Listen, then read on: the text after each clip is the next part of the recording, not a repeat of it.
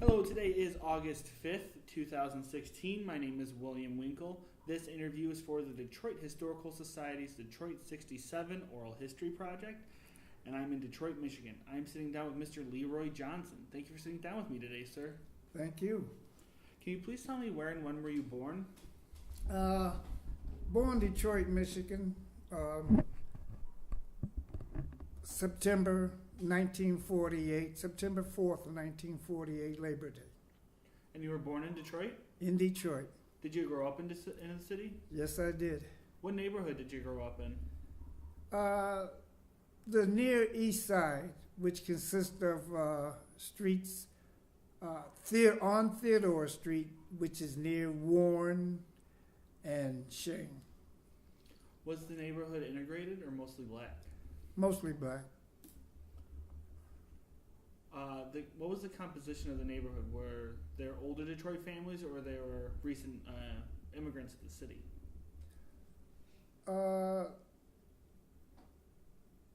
They were older Detroit families. Yeah, I could say that. Okay. Was the neighborhood close knit? Yes, very much so. Are there any experiences you'd like to share from growing up in that neighborhood? Well, yeah, I wanted to tell my experience when the Detroit riot. Before that, like growing up. Growing up. Well, no, not really. I had a normal childhood through school. What schools did you go to? I went to Ferry Elementary School, which was, at the time, it was mostly white, Ferry Elementary. From there, I went to Greisel Junior High, which was another school on Moran Street, and that was mostly integrated, basically black. And then Northeastern was the high school, which was mostly black. Did you sense any tension while you were going to school? Yeah, there was a lot of racial tensions going on during elementary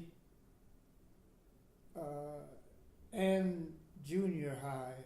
For a while, we used to get chased home because on the east side of Shane, all the white boys still lived. Mm-hmm. We lived on the west side of Shane. And if we were caught on the east side of Shane, we were beat up by the white boys. So we found ourselves running home across Shane to get home almost every day. Those were guys, it was a place called Tom's Lunch right there on Shane and Frederick, where there was the motorcycle gang stayed at this restaurant every day. All the motorcycles was parked out there with leather jackets. And so if you were caught over there, you would get something you wouldn't like. Mm-hmm. So we avoided that area, going to school and coming home, and even after school. And that went on till I got almost to high school. And the place closed up, and the motorcycle gang moved to another area, whatever, but they weren't there anymore. So, did you face racial abuse like that throughout the city growing up? Yeah, it was like that throughout the city, that's for sure, yeah. No matter where you went. Yeah, Detroit was very racial. Growing up in the 50s and 60s, did you sense any growing tension throughout the city? You spoke to the tension you faced in elementary school, middle school. Did it keep growing? No, it was. Well, yeah, it continued to grow to a certain extent. And as I said, as I got older, the areas that I was going, like school, swimming, places like that was mostly all blacks then. So I didn't have to deal with the white tension, the white people who didn't want us nowhere around. And I didn't have to run and be chased home or something because they had moved out of the neighborhood, basically, I guess, in a high-class area because our area was considered slum after they moved out. So, it changed. Growing up in the 1960s, did you become attached to any of the civil rights movements that were going on, say like Dr. King or Malcolm X? No, that was all stuff that we saw on television. We never. No, that was. We liked it. We agreed to it, to the things they were saying, but no, there were no Malcolm X. There were a few people, like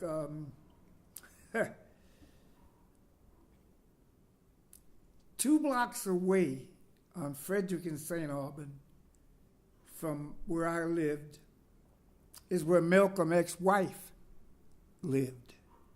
Wow. And we used to see Malcolm X walking down St. Albans on his way to her house.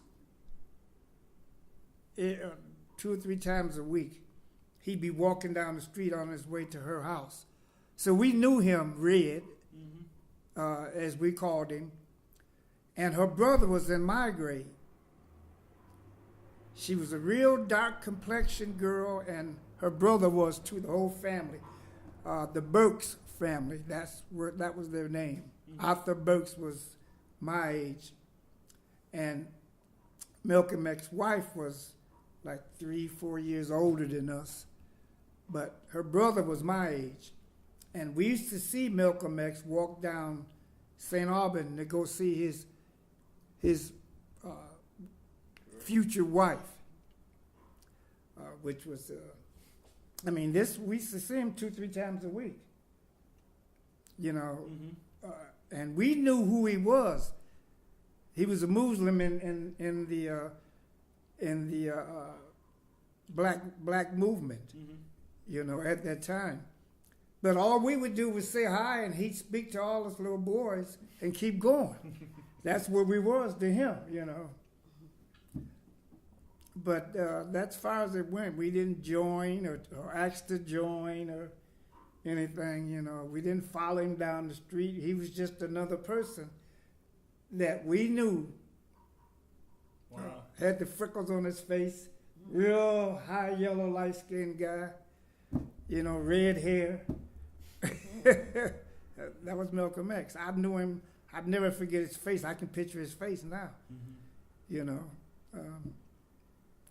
On his way to see she was his girlfriend then. But they stayed on Frederick in St. Albans. I went to school with her brother, high school and junior high school, because he was in my grade. His sister, I used to see her every now and then, the future wife of Malcolm X. So that's as far as it went. We saw him and that was it. Were you still living in that neighborhood in 1967? Yes. How did you first hear what was going on? Well, I had just graduated from high school. In 1966, I graduated. I got a job at Chrysler, which was Mac's stamping plant, on Mac Street up near St. Jean or something. They allowed me to work 89 days and laid me off. We were so mad we threw bricks broke windows out that night. And so that was into the year, maybe the beginning of about March of 67. I was unemployed. So that going into the summer, about 3-4 months went by. I think it was around about June, Chrysler called me back to work at Sterling Stamping Plant, 15 Mile and Mound Road. The 75 freeway wasn't open then. We used to have to take Van Dyke all the way out to 15 Mile and Mound. Van Dyke, yes, Street, Van Dyke. Oh, yeah. Right. And after going back to work, they called me back to work, I found my long-lost father, who I convinced to co-sign for me a car. I picked out this Buick, a drop-top deuce and a quarter, which was an Electra 225. And I had, with the drop top, which was the thing back then, I got the car about 2.5 weeks, the last of June, 1st of July, something like that. I think the riot broke out like the second week in July, I think. Third week? Okay.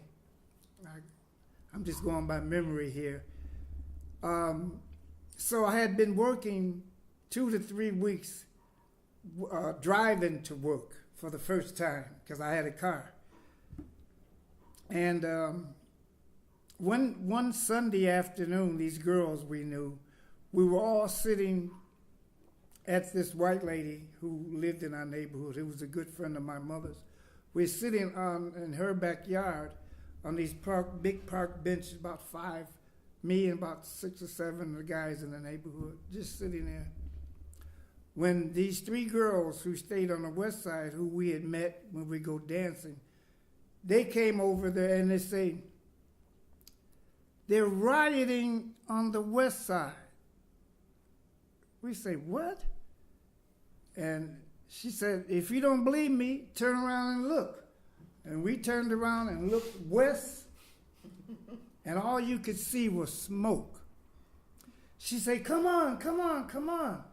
So everybody, I had the top dropped, and all 5 of my friends, plus the 3 girls, we all crowded in my car, and we rode down Warren to 12th, and we rode down 12th Street, and we saw the destruction that was going on 12th. And we saw people running in and out of stores. They was turning over. They were wild on 12th Street. And I'm saying, what's going on? People were coming out of businesses, the pawn shops, everything with all kind of items. They'd just go in there and take it. The police standing there don't even try to stop them. So we started looting. We were putting stuff in the car. We didn't have much room. But anyway, we got rid of the girls, and we came back. And we continued to loot up and down 12th, all the way to Davidson, because further down 12th, the Jews owned all the businesses up and down 12th at that time.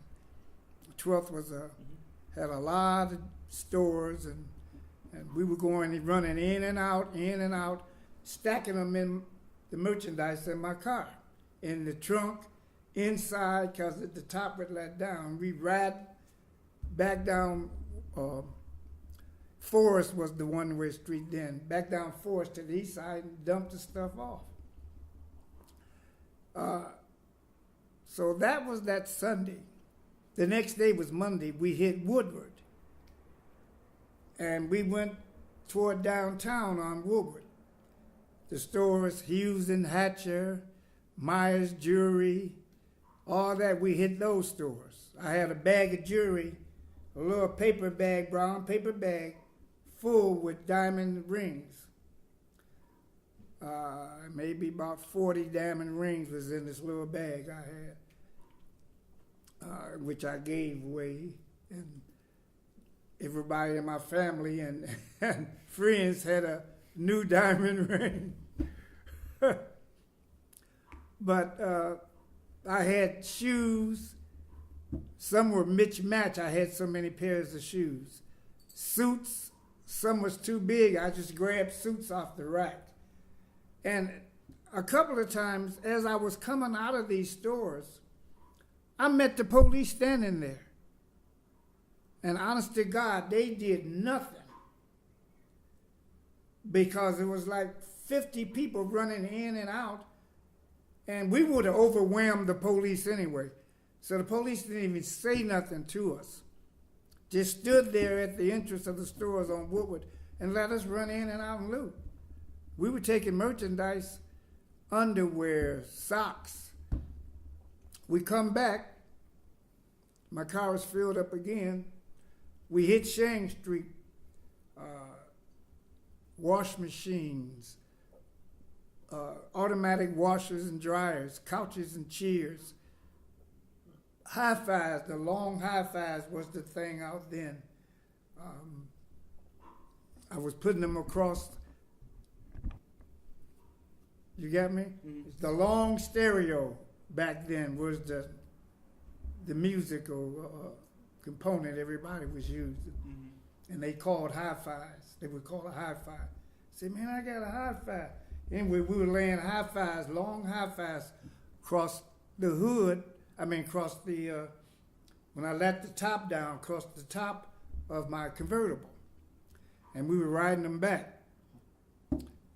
The liquor stores, we had cases and cases and cases of, the thing out then was Johnny Walker Red and Johnny Walker Black, the liquor, cases of liquor, in which we were selling to the after-hour joints.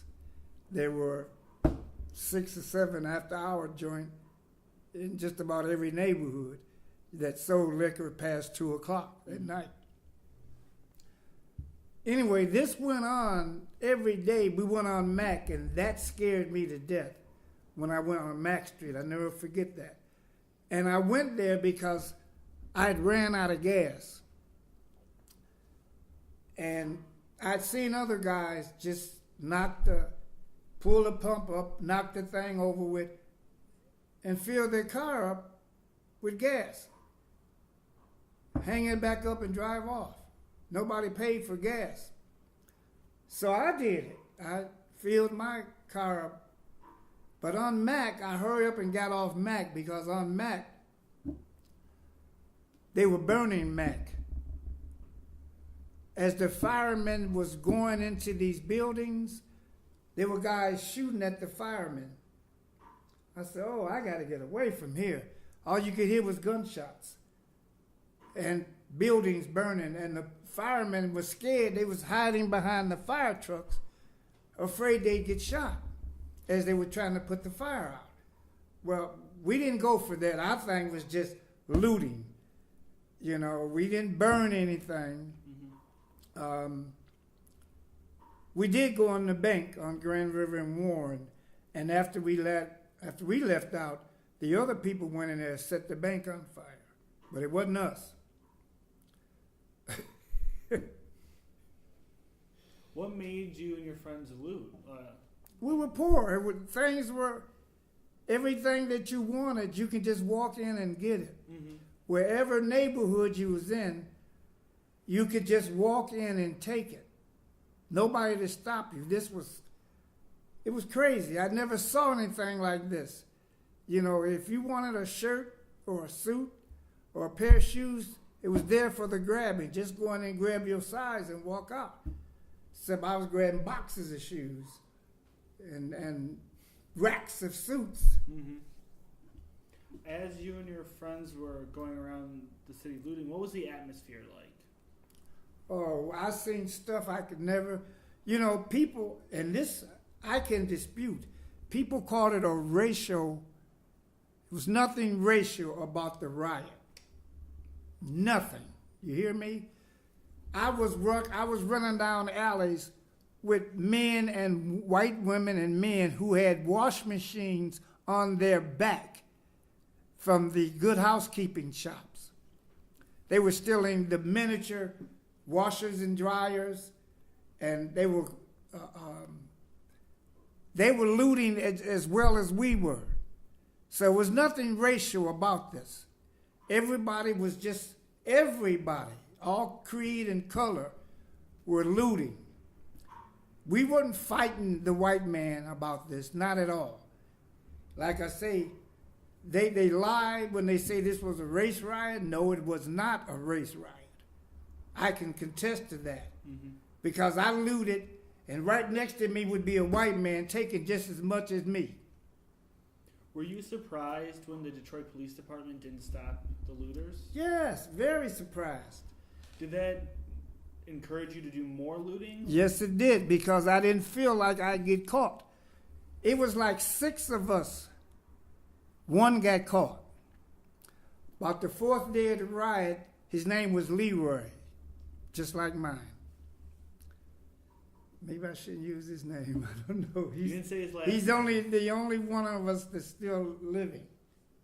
But he's in California, but oh Lord. Should have said that. It's fine. But he got caught. They had those looters. All the jails was filled up. They had no room for the looters.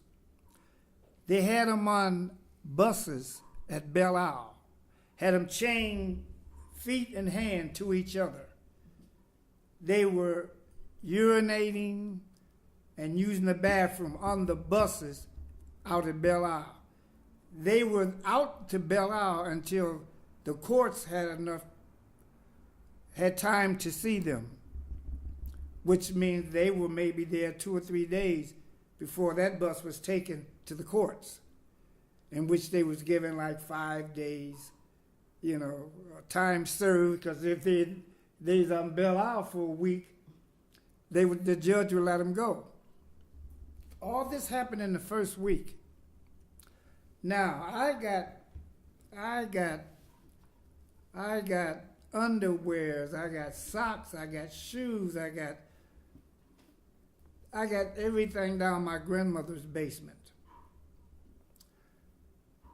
And I'm going in and out. And she found out I had all this stuff in her basement. And my grandmother was a Christian lady. She didn't play. And she told me if I don't get this stuff out of her basement, she was going to hang me. So now I got to find a place to put all my loot and stuff. She didn't like it, but she knew I had stole this stuff. You couldn't fool old people. Now we're into the second week. This only lasted 2 weeks. The whole thing was, the looting itself lasted a week. They brought in the National Guard in the second week. They put the National Guard, they were on the park, Perrion Park, which was on Shang and Warren. There's a park where we have reunions there every year now. The Army set up tents and everything right there on that big park. Nobody was supposed to go on that park. Well, we had one guy, Conley was his name. He went up there and one of the soldiers hit him in the mouth with a rifle butt. Busted knocked all his teeth out, everything. But he was warned not to go up there. Now, the curfew was 6 o'clock. You weren't supposed to be caught on the street after 6 o'clock. Mm-hmm. This was the armed forces rule. Now the police is trying to enforce, because they got back up with the Army. But it was our time to sell all this stuff that we had stolen. So now we're running through the alleys with cases of liquor at the after-hour joints trying to sell past 6 o'clock. And 2 or 3 times, the Army shot at me because I was on the street past 6 o'clock.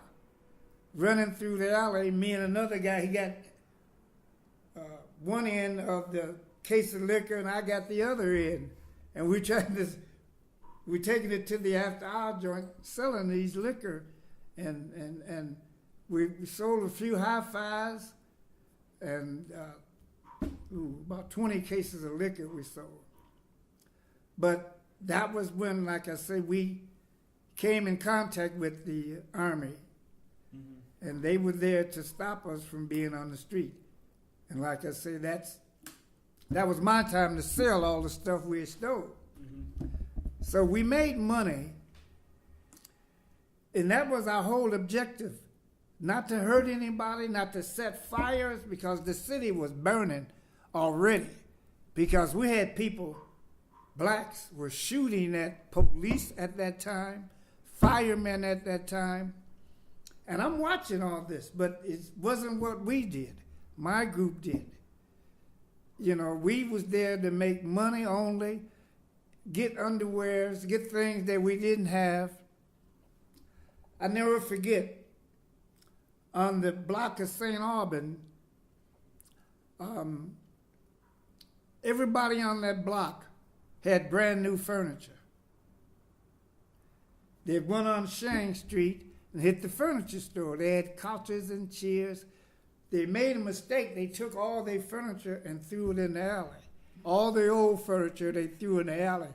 So when the National Guard came through, all they had to do was go up that alley, and everybody that had old furniture, they would go in their house and find new furniture. So they ended up, they didn't arrest them, they ended up, these people had to end up going back in the alley, getting their old furniture, because the police made them set the new furniture back out. They didn't arrest them, though. I'll never forget that. And we were all laughing because they had to give up this new furniture, you know. But the grocery store, the markets, there was no food. You couldn't buy food because they hit every market, every grocery store, every liquor store. I mean, there was no food. Plenty of alcohol and liquor you could drink if it was circulating in the neighborhood. Nobody had food, you know, because all the grocery stores had been hit. For all the meat and food and bread, you couldn't even buy it. But I want to go back to after the second day of the riot, I tried to go to work because I still had my job at Chrysler. Well, my job was on 15 and Mound in Warren, Michigan. Little did I know that I wasn't allowed to cross 8 Mile Road. They were stopping every Detroiter that worked. Every Detroiter that worked across 8 Mile Road was turned back into Detroit. You weren't allowed in Warren, Michigan. Let's known go to Sterling Heights, where I had to go. So I did go, and I told my foreman, and he told me, don't worry about coming to work until after this is over. So that's when I really went to Luton, because I got all this free time now and still got my job. So like I say, when the ride was over with and I was allowed across 8 Mile, I never did get caught. I went back to work at Chrysler. But this is my story about what happened for those 2 weeks. Mm-hmm. You know, this was, like I said, I'd never seen nothing like this before and never have since. Everything was wide open.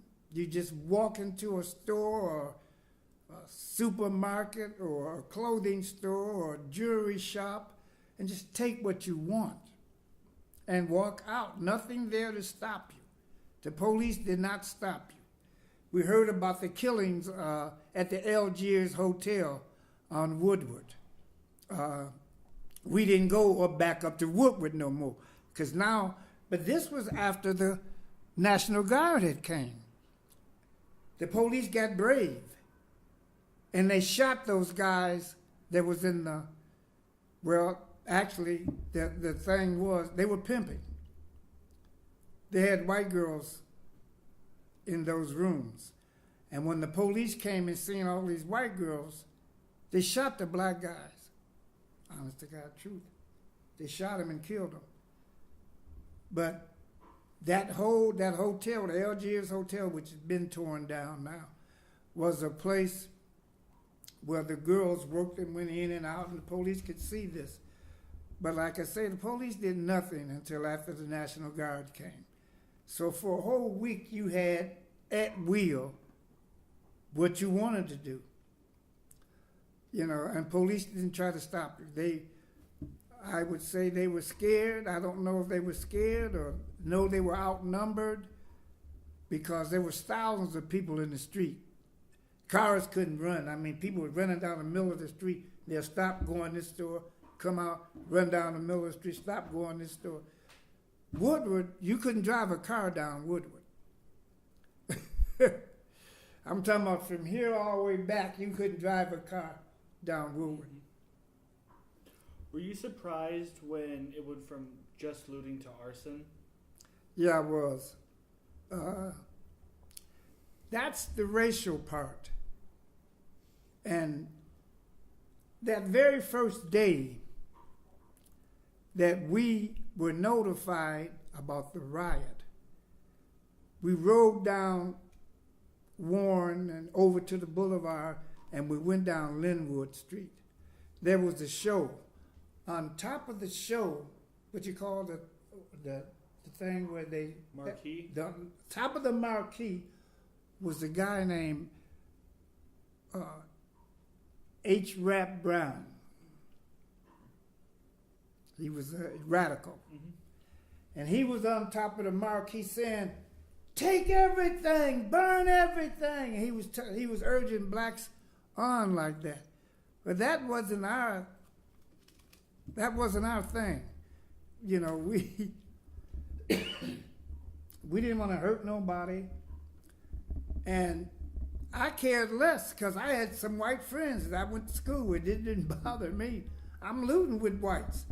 But H. Rap Brown, which I heard he soon got killed, he didn't. I thought he did. He's still alive. Well, he was urging people at that time to loot. He was standing way up on top of a show, a movie theater, on the marquee, way up. Mm-hmm. And I made the right turn onto Linwood, and like a block after I did was the show. I can't think of the name of the show. Dexter Theater. Was it? Was it the Dexter Theater? Something like that. And he was urging people to loot and to rob and steal, and he was saying things like hurt the white man and all this kind of stuff. Well, I didn't go for that. I stopped for about 3 minutes and listened to what he was saying. Shot on down the street. I didn't want to hear none of that. All I was interested in was doing what everybody else was doing, looting.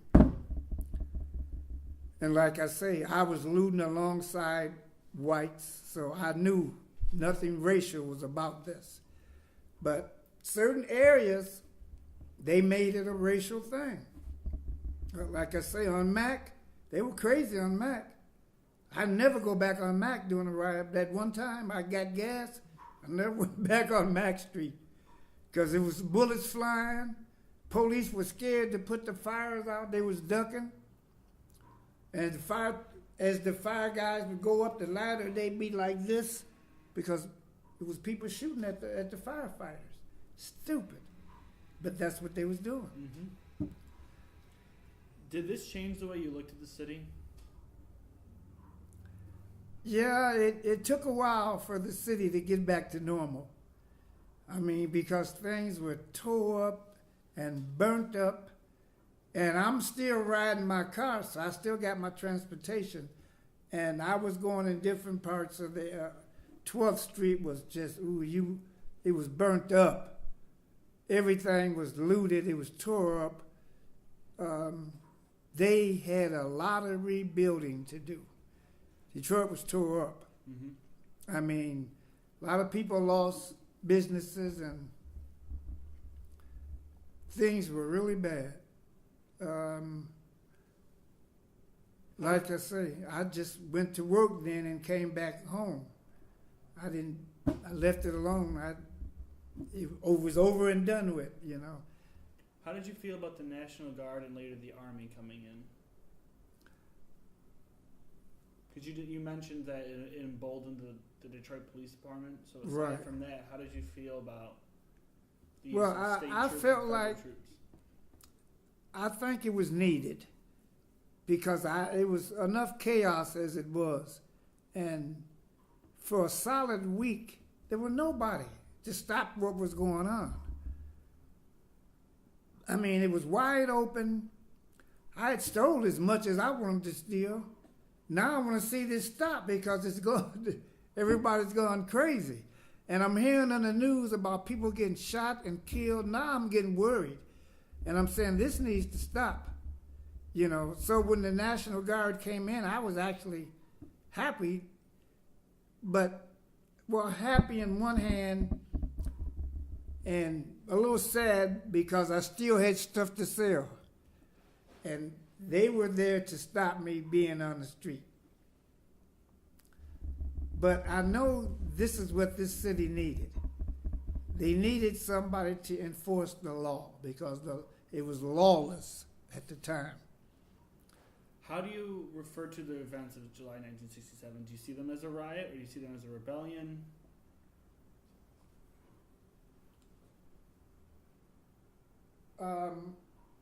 They say it started at a blind pig on 12th Street, which would have made it a rebellion when the police was raiding the blind pigs over there.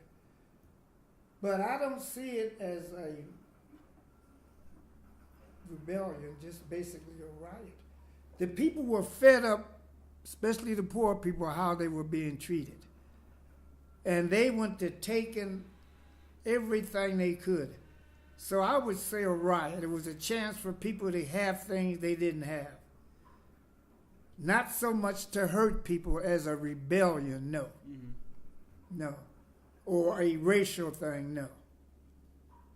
So everybody, you know, right now I hear people say, man, was you here? Do you remember, you know about the riot, man?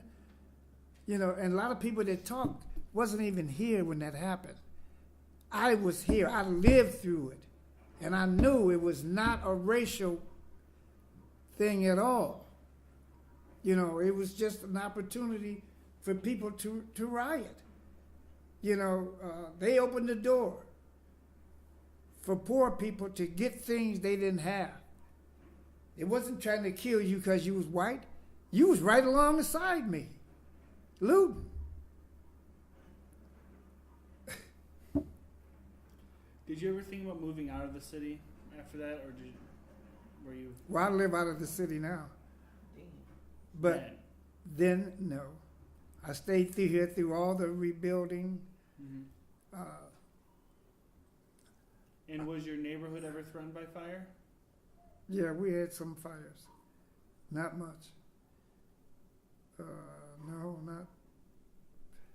You know, guys would, if it was only a few, there were some black businesses.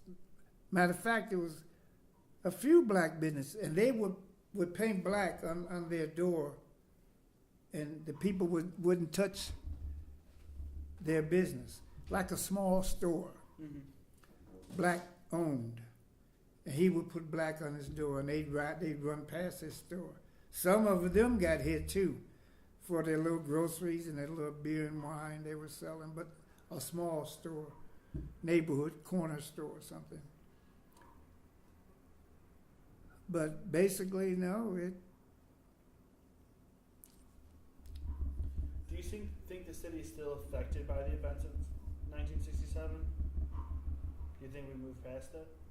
I think we went past that. Most of the people that was here then is not even, probably ain't even alive. Most of my friends that looted with me, it's only one or two that's still alive. It's two or three that's in penitentiary, never did anything with their lives. I went on to, I quit Chrysler after 1 year. I had a few other odd jobs. Then I went to work for the John Hancock Insurance Company. I worked there for 22 years as a financial planner. I sold stocks, bonds, mutual funds, car insurance, homeowners. I even met Mr. Wright, Charles H. Wright. I serviced him before he died. I was at his house. He showed me and told me about his dream of opening the Bright. And he had all his black artifacts in his house that he showed me. He was waiting on a loan at the time from the banks to try to open up this place. But he was a John Hancock policy holder. And I'm going through the policy service cards when I run across his name, and I went by his house to service his policy. So. That's awesome. Yeah. How do you see the city today? Are you optimistic? Yeah. They're doing a lot of building. You can almost go downtown and not know it. Not as it used to be. And during the 60s, early 70s, I mean, they had White Castles and stuff up and down Woodward. They all that stuff gone. They got new buildings, new businesses. It's really a changed. Yeah. I've been out of Detroit now since 2000, since June of 12. But I drove the bus for the next 12 years up and down Woodward, the city of Detroit bus. And I retired from them. Mm-hmm. So I get a pension from them as well. One from John Hancock, one from the city of Detroit. So I wasn't always a thug. I was a good guy in heart. But the ride was something you couldn't pass up. Nobody. I mean, even the square guys was looting. I mean, it was just opportunity that you had at that time. I wasn't a thief, because after that was over, I never went to jail for anything. I don't have a criminal record. You know, this was just opportunity. And like I say, race had nothing to do with it. Wasn't no rebellion. Detroit was a city, they say, that was kind of fed up with there was a lot of people out of work. You know, how I got that job at Chrysler, I was lucky. Fresh out of high school,